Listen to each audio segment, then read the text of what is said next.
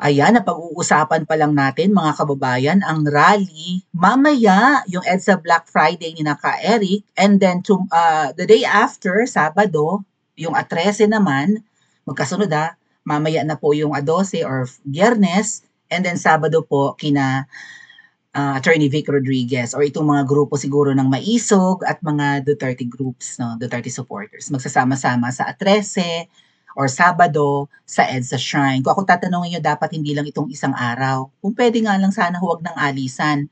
Nasa tamang lugar na kayo, di ba? Yan na yung proper venue. Yan yung lugar kung saan nagkaroon ng People Power 1 and 2 at nag-succeed naman pong talaga.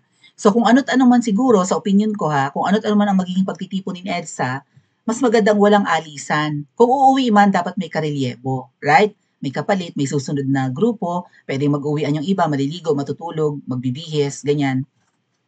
Or papasok sa trabaho, dapat may humalili. Agree kayo? Ngayon, yung problema nung rally sa Sabado, walang ina-announce si Attorney Vic Rodriguez na oras. Anong oras pupunta doon ang mga iniimbita? Kasi rally talaga yan ng mga Duterte supporters. Simula mamaya and bukas. Okay? Kasi mamaya, Biyernes na po ngayon sa Pilipinas, 2:00 ng madaling araw, Philippine time. Ngayon, itong rally naman sa September 21, ito yung commemoration ng proklamasyon ni Senior ng martial law noong 1972. So, ginugunita, hindi pinagdiriwang magkaiba yon. Celebration ang pinagdiriwang. So, commemoration ang mangyayari sa 21. That's gonna be on Sunday, ikatlong linggo ng Setyembre. So, gugunitain ang martial law na dineclare ng tatay at hindi malayong mag-declare ng martial law ulit ang anak. Para hindi magkalituhan siguro sa petsa ng ng paggugunita ng martial law, baka mag-declare singiwi ng martial law sa 21. Kasi malakihan at dambuhalang rally po talaga ang gaganapin sa ika-21 ng Tagalog, ngayong ika-21 ng Setyembre, linggo po yan. Okay? May mga kilalang mga personalidad, lalong-lalo na po ang mga rappers, singers, nangungumbida po talaga sila na sumama sa Luneta. Ang venue ng September 21 rally ay Luneta or Rizal Park. Ngayon, hindi malayo na mapuno naman po ito ng mga nag-organize nito or nananawagan kasi yung rally yung rally ng iglesia nung January 13 ngayong taon ay napuno nila yan 2 million attendees. Pero sa dinami-rami po ng nananawagan ngayon para sa 21 ay mukhang kaya rin niyang punuin ng mga tao at nagsasabi sila na magsuot ng itim na damit at saka magmaskara or mag-hoodie or mag-hood or magmaskara nga para hindi makilala ang mga mukha, okay?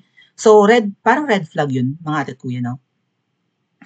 Magrarally sa Luneta, puro nakaitim, and then magsusuot ng maskara or hoodie para hindi makilala. Well, para naman siguro safe.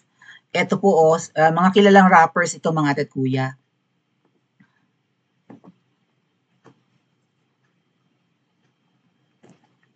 Okay?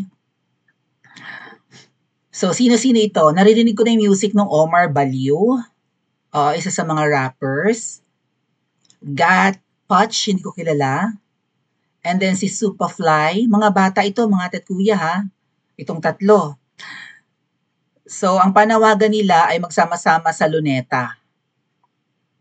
Omar Baliw, Gat Patch, and Superfly, hindi ko alam kung tama ang pronunciation ko, leading the hip-hop fan with more rappers from the community pulling up para sa bayan, September 21, 2025, at Luneta Park. Ayan, may mga graphics na po sila at nangungumbida sila na magsama-sama po, magsuot ng maskara or mukhang mga hold-upper, yung may parang yung bonnet na mata lang ang labas. O kung ano man tawag dyan. Na magsama-sama raw po in Luneta. Okay? May kanta to si Omar Baliw na gusto ko So, ayan, let's go daw sa 21st of September sa Luneta Park in Manila. 9:00 yung assembly nila mga kababayan. Okay? Gen Z, sabi dito na nag-post, basahin ko lang Gen Z, ito siguro yung ano naman, laban ng mga Gen Z. Kasi siguro nakita nila na yung Gen Z ng Nepal, nag-succeed 2 days lang. Okay? Binugbog nila, pinaggagarote nila pati yung asawa ng Prime Minister. Yung finance minister nila, nahulog sa bangin. Hinampas nila ng helmet, tinataw nila ng kahoy, binato pa, laglag naman tumba naman doon sa damuhan bago siguro mahulog sa ilog. Ang taas ng kinalaglagan mga atat kuya, feeling ko yung kinalaglagan na bangin, yung parang flood control baga. Yung kinalaglagan nung finance minister ng Nepal, parang 3 or 4 na tao yung taas. So kung ang isang tao 5 feet, 6 feet, multiply mo ng 4, mga 24 feet, ilang metro yun, mga 4-5 metro mahigit. Hindi lang. Ang taas nung kinalaglagan talaga nung mataba na pa. Duguan naman So, galit na galit ang mga taga-Nepal, no? Ang galing ng Gen Z ng Nepal. So, ito siguro yung event ng mga Gen Z naman ng Pilipinas. Sabi ko nga sa inyo, ang mga Pilipino, mga great imitators. Yun. Tayo pala, no? Tayo mga Pinoy, magaling tayo manggaya. Actually, hindi natin ginagaya ang people power ng iba. Sa atin nag-originate ang people power at na-inspire sa atin ang Thailand. And recently, may nag-people power din ng Thailand para masipa yung kanilang, ano ba to? Sino to? Babae Yung gustong-gusto ni Tamba na maging posisyon, Prime Minister. Yon, parang Prime Minister na babae. Nasipa kasi parang na-involve sa anomalya. Thailand, ano pa ba, yung rally in France, meron din ngayon, di ba? Nagwawala na rin yung mga Pranses. Tapos ito nga pong Nepal, successful sila. Ang daming sinunog ng mga Nepali, no? Mga bahay ng politik. Indonesia! May isa pang bansa, Bangladesh din yata. There's another country na parang dalawa yung pangalan na, ayun nga, nag-succeed sila sa kanilang people power. Ngayon, itong sa Nepal, Gen Z ang gumawa, ang dami galit na galit. Mukhang na-inspire ang mga Pilipino. Pero hindi sa EDSA ang punta nila, Luneta. Ako na nagsasabi sa inyo mga kababayan, mahirap punuin ang Luneta.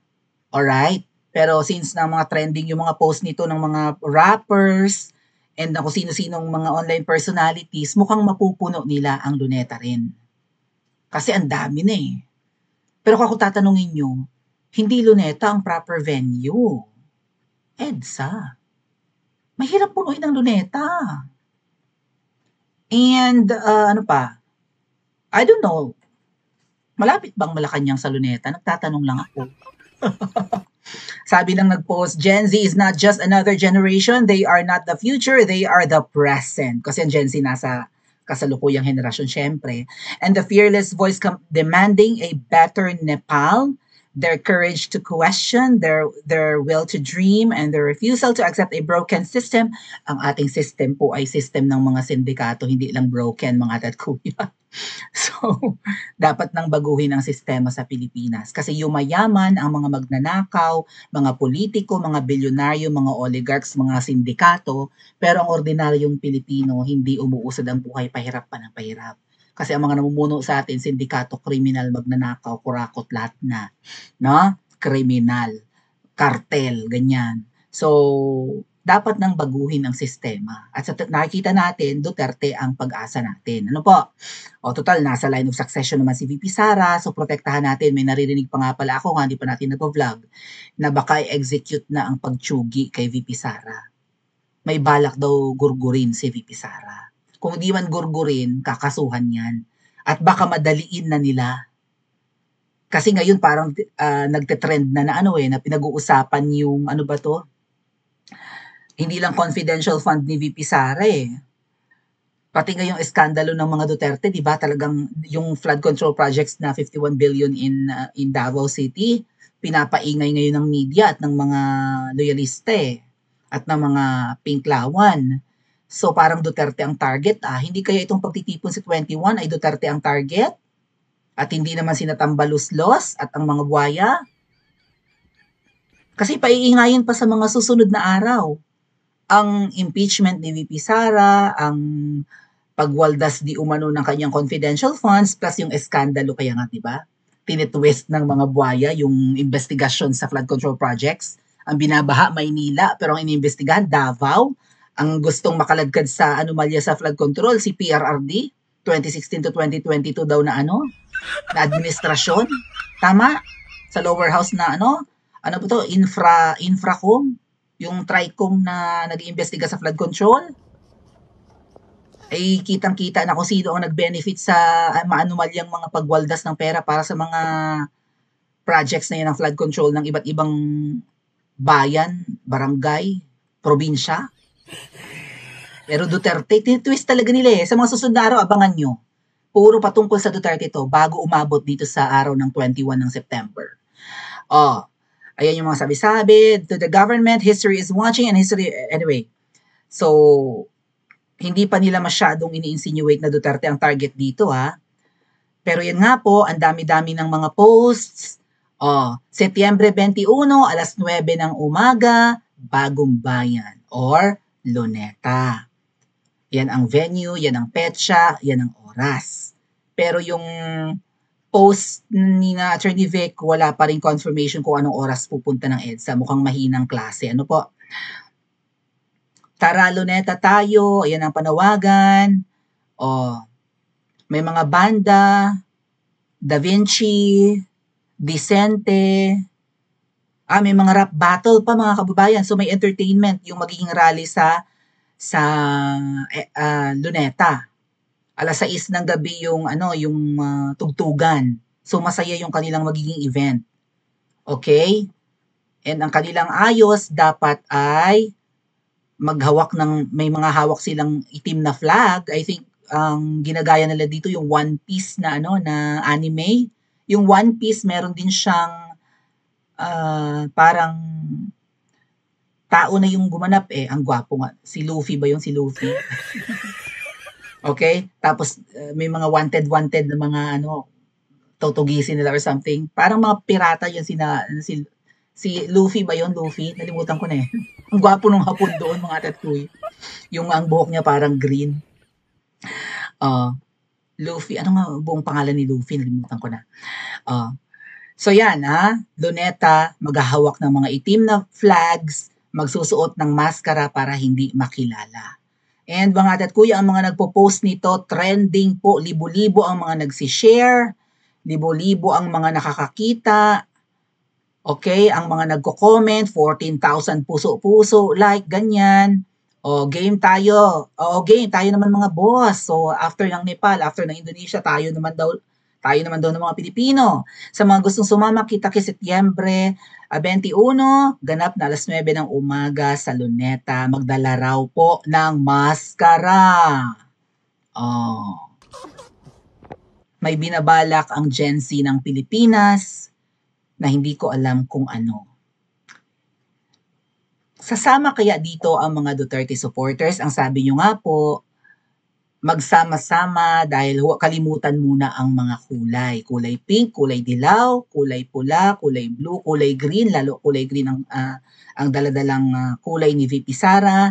Okay, kalimutan muna ang kulay, pero ako po ang nag-a-advise sa inyo mga kababayan, kung sasama kayo sa Luneta rally na ito, sana walang uwian din. Baka mamaya kinagabihan, uwian na, tapos na. So, ano nangyari? Ano ang ibinunga? Right? Bababa ba yung adik sa isang araw na rally? Hindi ko alam kung anong balak nila. Ba't sila magsusuot ng maskara? Hindi kaya mambabato na ang mga ito? Hindi kaya hagisan nila ang Malacanang ng mga Molotov, whatever that is? Ano sa tingin nyo mga kababayan? Pa-comment niya po sa comment section at mag-like and subscribe din po.